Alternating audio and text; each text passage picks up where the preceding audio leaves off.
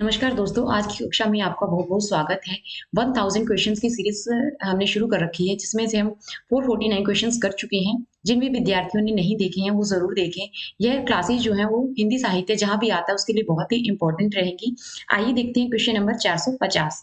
फूलों का कुर्ता कहानी संग्रह किसके द्वारा लिखा गया? ऑप्शंस देखते हैं, यशपाल, आगे, मनु भंडारी या फिर महादेवी वर्मा। तो राइट आंसर रहेगा यशपाल।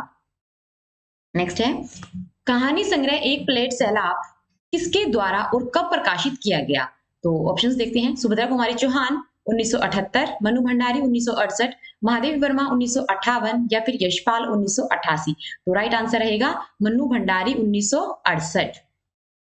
नेक्स्ट है, एक ओर वे बेहद कोमल और संवेदनशील व्यक्ति हैं, तो दूसरी ओर वे बेहद ही क्रोधी और अहमवादी। उक्त पंक्तियां मन्नू भंडारी जी ने किसके लिए कही हैं? अपने दादाजी के लिए, अपने पति के लिए, स्वयं के नाना के लिए, अपने पिताजी के लिए। तो राइट आंसर रहेगा अपने पिताजी के लिए उन्होंने ये वाक्य जो है वो कही हैं।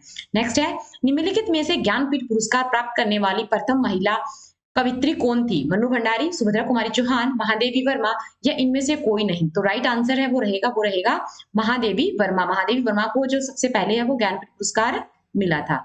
नेक्स्ट है, क्षणदा क्या है? काव्य संग्रह, निबंध संग्रह, संस्मरण या फिर उपन्यास। तो राइट आंसर रहेगा इसमें निबंध संग्रह। क्षणदा एक क्या है? निबंध संग्रह है। धर्मवीर भारती को चिंतामणि घोष अवार्ड से सम्मानित क्यों किया गया? हिंदी में सर्वोच्च स्थान प्राप्त करने के लिए, अच्छी कहानियां व निबंध लिखने के लिए, हिंदी में विश्वविद्यालय ख्याति प्राप्त करने के लिए या ऊपर लिखित सभी के लिए। तो राइट आंसर रहेगा हिंदी में सर्वोच्च स्थान प्राप्त करने के लिए। राइट आंसर रहेगा ए। नेक्स्ट देखते हैं, प्रसिद्ध कहानी संग्रह तीसरी कसम उफ मारे गए गुलफाम किसकी है? कृष्णा सोबती, महादेवी वर्मा, यशपाल या फिर फणीश्वर नाथ रेणु। तो राइट आंसर रहेगा इसका फणीश्वर नाथ रेणु। रेणु का जो एक उपन्यास है वो बहुत ही फेमस है और जो अक्सर एग्जाम में देखने को मिलता है वो है मैला आंचल। मैला आंचल। मैला आंचल। पहलवान के ढोलक पाठ के अनुसार धा गिर धा ढोलक की आवाज से क्या तात्पर्य है? वाह पट्टे, वाह बहादुर, डरना मत, उठा कर पटक दो। तो राइट आंसर रहेगा वाह बहादुर। ये सारे क्वेश्चंस जो है वो एनसीईआरटी की बुक में से लिए गए हैं। अक्सर एग्जाम में एनसीईआरटी के राइटर्स और उनकी जो लिखी गई कविताएं हैं या रचनाएं हैं उनमें से क्वेश्चंस देखने को मिलते हैं। हरगोविंद ने देखी है अपनी आंखों से द्रौपदी चीरहरण लीला। संवादीय पाठ के अनुसार गांव में कौन सी चीरहरण लीला हुई थी? निर्दयी देवरों ने बड़ी भौरिया की कोई खैर खबर नहीं ली, बंटवारा होने के बावजूद कुछ भी नहीं छोड़ा, या सबने भरे बाजार इज्जत उछाली, या फिर यह बंटवारे को लेकर बड़ी बहुरिया की बनारसी साड़ी के 3 टुकड़े जो है वो कर दिए गए। तो राइट आंसर रहेगा बंटवारे को लेकर जो बड़ी बहू थी उसकी साड़ी के 3 टुकड़े कर दिए गए थे। यही क्या थी? चिन्हन लीला हुई। नेक्स्ट है, कृष्णा सोवती का उपन्यास जिंदगीनामा पर कौन से पुरस्कार से सम्मानित किया गया? साहित्य अकादमी पुरस्कार, शलाका या फिर हिंदी ज्ञानपीठ या फिर हिंदी अकादमी। तो राइट आंसर रहेगा साहित्य अकादमी पुरस्कार इन्हें मिला था जिंदगीनामा पर। राम वृक्ष बेनीपुरी को किसने फौलाद उगलने वाली तथा मनोजगत में भूकंप पैदा करने वाला लेखक बताया है? रामकृष्ण परमहंस, धर्मवीर भारती, जनेन्द्र कुमार या फिर माखनलाल चतुर्वेदी। माखनलाल चतुर्वेदी इसका राइट आंसर रहेगा। माखनलाल चतुर्वेदी को एक भारतीय आत्मा के नाम से भी जाना जाता है।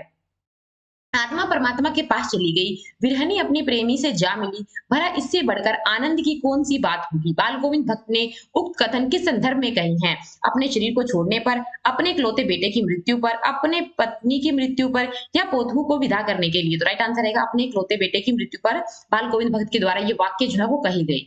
द्विवेदी का संपूर्ण साहित्य वीर प्रसाद द्विवेदी की रचनावली जो है वो कितने भागों में प्रकाशित हुई? 11 खंडों में, 15 खंडों में, 13 खंडों में या फिर 17 खंडों में। तो राइट आंसर रहेगा 15 खंडों के अंदर। नेक्स्ट है, स्त्री शिक्षा के विरोधी कुतर्कों का खंडन पाठ के अनुसार कौंडिन्य मुनि की पत्नी का क्या नाम था? शीला, गार्गी, भवभूति, अनसुईया। तो राइट आंसर रहेगा शीला। ए जो ऑप्शन है वो सही रहेगा। आंधी, मौसम, छोटी सी बात, रंग बिरंगी ऊपर लिखित कहानियों के लेखक कौन है? यशपाल, शिव पूजन सहाय, कमलेश्वर, फणीश्वर नाथ रेणु। तो राइट आंसर रहेगा कमलेश्वर। हम पर लानत है जब हम विदेशों की सारी बातें अपना चुके हैं तो फिर यहाँ विदेशी पत्थर क्यों नहीं मिल पा रहा?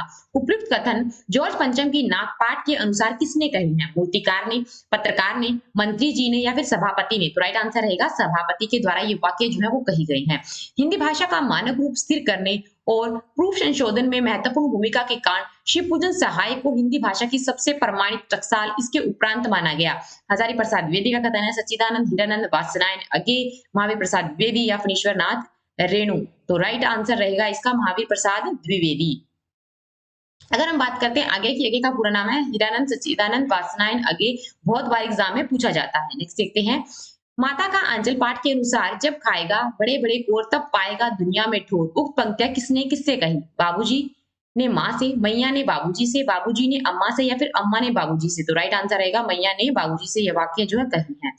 राहुल सांकृत्यायन का निम्नलिखित में से कौन सा उपन्यास है? बदनाम कली, कैदी की पत्नी, सिंह सेनापति, अब पुस्तकों की ओर? तो राइट आंसर रहेगा सिंह सेनापति। नेक्स्ट देखते हैं, ल्हासा की ओर पाठ के अनुसार वे भीमबेटके की ओर देखने वाले पहाड़ बिल्कुल नंगे थे, न वहां बर्फ की सफेदी थी और न ही किसी तरह की हरियाली।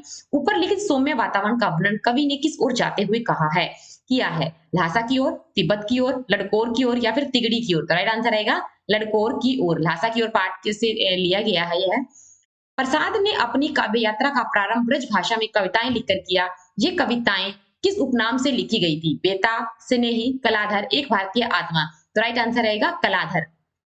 जयशंकर प्रसाद है वो ब्रजभाषा के अंदर कलाधर नाम से जो रचनाएं हैं वो लिखते थे। बनारस अखबार के संपादक कौन है? लल्लूलाल, राजा लक्ष्मण सिंह, राजा शिव प्रसाद सितारे हिंद, या फिर भारतेंदु? राइट आंसर रहेगा राजा शिव प्रसाद सितारे हिंद। जयसिंह ने बारहमासा में किसके विरह का वर्णन किया है? नागरानी, पद्मावती, नागवती, या फिर नागवनी? तो राइट आंसर रहेगा नागवती का विरह वर्णन किया गया है। हरियोध कृत प्रिय प्रवास का सर्वप्रथम नाम क्या था? सबसे पहले इसको क्या नाम दिया गया प्रिय प्रवास को? ब्रजांगना विलाप, श्रृंगार शतक, वैराग्य शतक, या फिर मर्म स्पर्श? तो राइट आंसर रहेगा ब्रजांगना विलाप, उसको नाम दिया गया।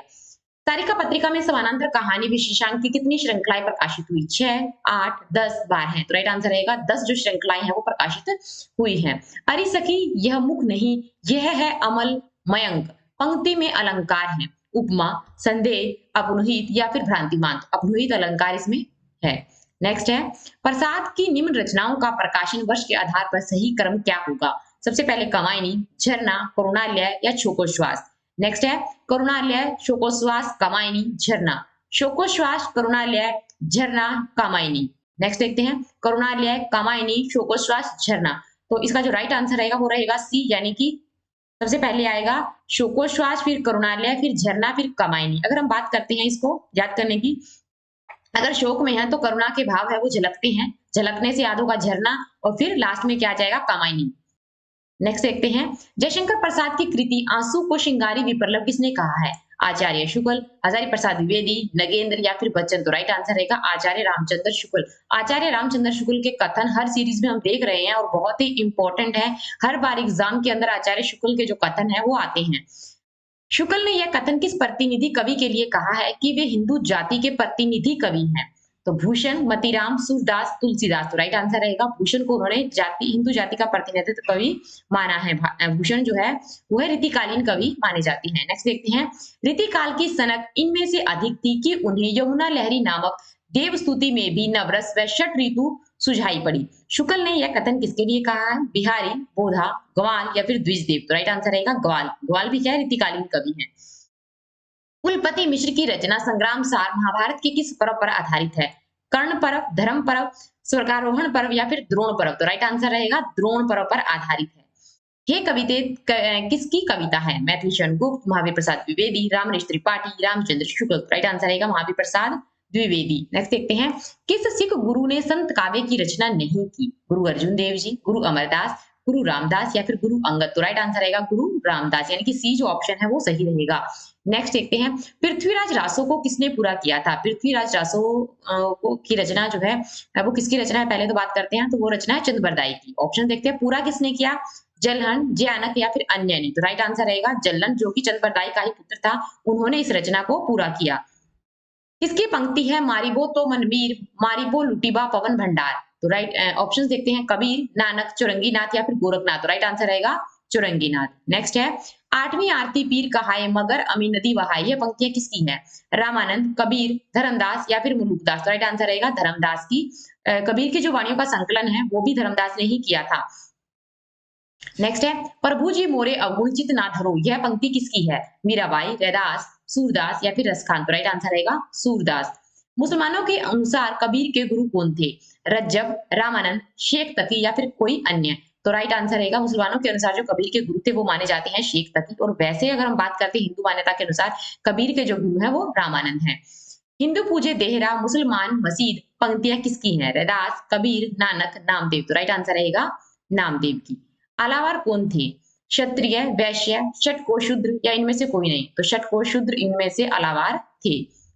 ती जो ऑप्शन है वो सही रहेगा। नेक्स्ट है श्रीमद् भागवत का प्रथम श्लोक किससे संबंधित है? सगुण भक्ति से, निर्गुण भक्ति से, नवधा भक्ति से या फिर मधुरा भक्ति से, माधुर्य भक्ति से। तो राइट आंसर रहेगा निर्गुण भक्ति से संबंधित है। भोगवाद की प्रधानता किस संप्रदाय में है? नाथ संप्रदाय में, राज संप्रदाय में या फिर वारकरी संप्रदाय में या फिर बात करते तो सिद्ध संप्रदाय में? तो राइट आंसर रहेगा सिद्ध संप्रदाय। नेक्स्ट है कौन सा संप्रदाय केरल में प्रचलित था? पंच सखा, वारकरी, बाउल या फिर शास्त्रा पूजा? तो राइट आंसर रहेगा शास्त्रा पूजक। आदिकाल को अत्यधिक विरोधी और व्याघातों का काल किसने कहा है?